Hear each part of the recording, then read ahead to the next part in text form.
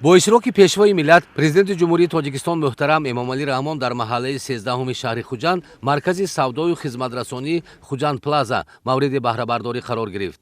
маркази савдои хизматрасонии хуҷанд плаза бо саҳму иқдоми соҳибкори ватанӣ Шавкат Аюбов бо бародарон бо харҷи 8 миллион сомонӣ бунёд гардидааст.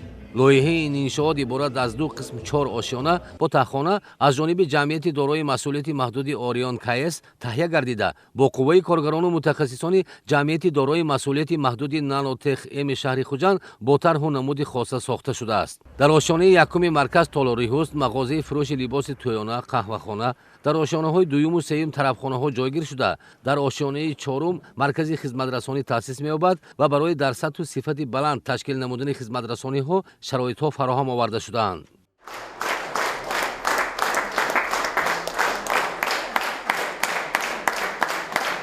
дар толори қаҳвахонаи хуҷанд плаза нахустин чорабинӣ, мулоқоту суҳбати асосгузори сулҳу ваҳдати миллӣ пешвои миллат президенти ҷумҳурии тоҷикистон муҳтарам эмомалӣ раҳмон бо 50 нафар кӯдакони ятим аз шаҳри хуҷанд баргузор гардид. пешвои миллат ба ҳар яки ин фарзандон тӯҳфаҳо, сару либос ва маблағи пулӣ тақдим доштанд. сарвари давлат бо ин кӯдакон, ки ба ҳукми тақдир аз падару модар маҳрум монданд, самимона бо меҳри падарона аз наздик суҳбат намуданд. Oyadan çi meşevi? Aşağıya yapılan. Ha? Aşağıya yapılan. Çi bıkhani? Aşağıya. Aşula ver. O. Sanatko. Hazır meydan ya aşula. Hani yakta hon. Очень не забыть, это лето по щекам. Будет где-то осень целовать. Жаль, наверное, ветер не умеет так нежно. Tacik meydanı mı? Kankam. Kanka. Bu sekonda ya. Bu sekonda katli nazmı. Anglisi çi?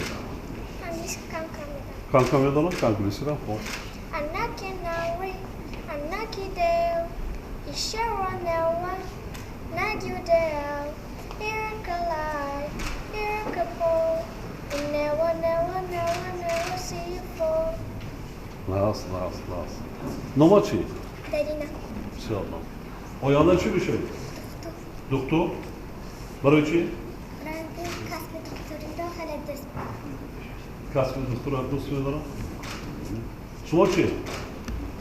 ман Баротов Ҷаҳонгир, хонандаи синфи муассисаи таҳсилоти миёнаи умумии рақами 3 шаҳри Хуҷанд мебошам. Ман хеле шодам, ки имрӯз ба вохӯрӣ бо шумо омадам. Шумо бобоҷон дастгир ва пуштибони ҳамаҷонибаи мо ҳастед ва ман ба шумо миннатдории худро барои бачагии осуда ва хушбахтона баён мекунам. дар оянда мехоҳам табиб шавам ва ба ватани худ хизмат намоям. Чорабини мо гарчанде як чанд рӯз дертарам шуда бошад ба шарофати ҷашни рӯзи ваҳдати миллӣ аст. Ман шуморо табрик мегӯям, ба шумо саломатӣ, хушбахтӣ ва тамом хушиҳои зиндагиро орзуманда ҳастам.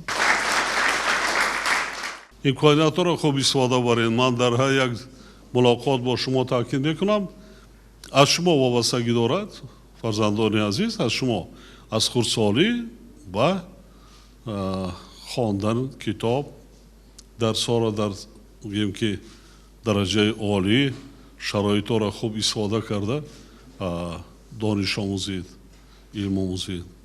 баъд оянда зиндагитон, хоб ҳаётатон хушбахт мегузарад. мушкилӣ дар зиндагӣ намешавад. донишманд шудед, соҳиби касбу ҳунар, хоб соҳиби савод гаштед, зиндагиам бобаракат мегузарад, азият намекашед дар ояндаатон.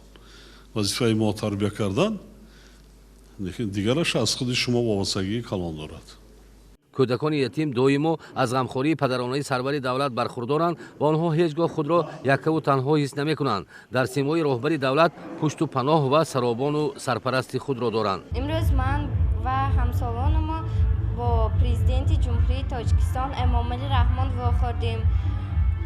бобоҷони азиз аз мо пурсиданд, ки мо чӣ хел ҳастем, чӣ хел китобҳоро мехонем дар истироҳат. саломати моро пурсиданд ва мо бо дасти худашон тӯҳфаҳоро супурданд. мо бо ҳамсоломо хеле хурсанд ҳастем. сарвари давлат дархосту хоҳиши ин фарзандонро гӯш карда онҳоро дилпур сохтанд, ки ҳамеша дастгиру пуштибонашон мебошанд. вақте ки касб ва ҳунар доред, савод доред, дар зиндагӣ азоб намекашед. ҳатто дар оилатон ина духтаракҳо оилалор мешавед пагоҳ худо дароз кунад дар оилам савод даркунад. оянда фарзандошед кӯдака ки тарбия мекунад? асосан модар кунад. падар модар лекин асосан модар дар оила. барои кӯдака тарбия кардан чӣ даркор? Савод.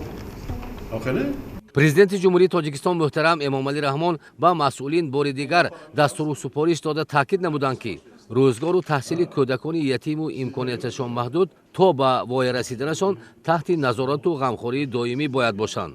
имрӯз дар вилояти Суғд 443 нафар ятимони кул ба қайд гирифта шуданд ва ҳамаи онҳо дар зери таваҷҷӯҳи давлат ва ҳукумат мебошанд. ҳамарӯза ҳам аз тарафи бо супориши пешвои муаззами миллат онҳо ҳамеша аёдат карда мешаванд, аз имтиёзҳо бархурдор ҳастанд ва дар ҳар як ташрифашон дар ҳар як шаҳру ноҳия ин гуна вохӯриҳо мегузаронанд ва кӯдакон аз ин хеле ва хеле болида ҳастанд. онҳо танҳогии худро аз то ҳис намекунанд ва албатта ана ҳамин ғамхориҳо ба онҳо хеле ва хеле илҳоми калон мебахшад, рӯҳи онҳоро хеле баланд мебардорад. имсол аз ҳисоби хатмкунандагон 74 нафар аз ҳисоби ятимони кул мо хатмкунандаҳо дорем ки аллакай онҳо донишгоҳҳои мехондагиашонро интихоб карданд, аллакай ҳуҷҷатҳояшонро ба тариқи маркази миллии тестӣ супориданд ва рӯзҳои наздик аллакай имтиҳон месупоранд. пешвои миллат муҳтарам эмомалӣ раҳмон зимни шиносоӣ аз маркази савдои хизматрасонии соҳибкорӣ таъкид доштанд ки ба ифтихори истиқболи сазовор аз ҷашни бузурги миллӣ 30-солагии истиқлолияти давлатӣ дар кулли шаҳру ноҳияҳои кишвар тадбирҳои созандагиву ободонӣ вусъат меёбанд. дар иҷрои амалҳои бунёдкорӣ соҳибкорони ватандӯст нақшу саҳми шоиста доранд. сарвари давлат ҳамзамон таъкид намуданд ки бо чунин дастовезҳои арзанда ҷашни мубораки миллиамон истиқбол гирифта мешавад. аз иншооте ки мо сохтем ҷаноби олӣ ҳузур доштанд, мо хеле сарбаланд ҳастем. вақте ки ҷаноби олӣ дар Москав бо соҳибкорон вохӯрӣ гузаронда буданд, аз ҳама соҳибкорони кишвар ки дар хориҷи давлат зисту зиндагӣ мекунанд даъват карда шуд ки барои ободони ватани худ ҳиссагузор бошанд. баъди мулоқоти ҷаноби олӣ мо бародарон иқдом гирифтем ки барои ободони диёри худ ҳиссагузор бошем ва чанд иншоот ки мо обод кардем. иншооти навбатии мо ки Хуҷанд Плаза мебошад, хизматрасонӣ мебошад, дар инҷо 30 ҷои корӣ ташкил карда мешавад. барои пешрафти ва ободони ватан, барои пешрафт, барои ҷои корӣ ташкил карда намудан мо ҳамин ҳиссагузор шуда истодем. барои ин мо ҳаракат мекунем ки инҷо обод кунем, ҷои корӣ бо зиёд кунем.